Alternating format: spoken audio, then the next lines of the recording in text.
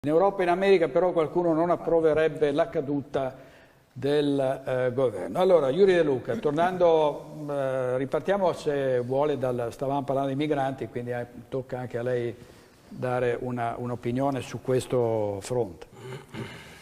Certamente. Allora, dal punto di vista dei migranti è chiara una cosa, che risolvere la situazione dall'effetto è molto difficile, bisognerebbe risolverlo alla causa. È chiaro che è una situazione praticamente irrisolvibile, come è stato detto prima. È stato detto anche l'Europa dov'è.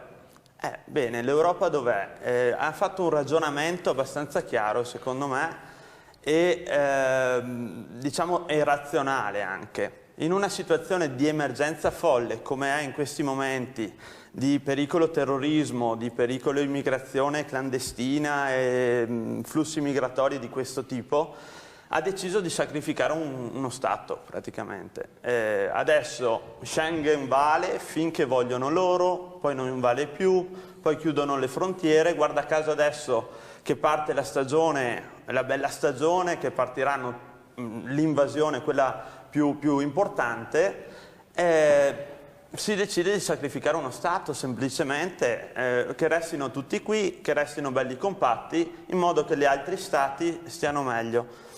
È manifesto a tutti che l'Italia è in grave difficoltà, il governo è in grave difficoltà, le istituzioni italiane non riescono a gestire nessun tipo di emergenza, e questo l'hanno capito tutti. Ripeto, l'Europa lo ha capito, lo hanno capito gli stati del Medio Oriente, no, gli stati, diciamo, i migranti e quindi i flussi migratori hanno capito che qui trovano un'isola felice per loro, meno probabilmente per noi, viste tutto quello che sentiamo con la cronaca di tutti i giorni, che siamo in difficoltà lavorativa, ma si garantisce qualcosa per gli altri.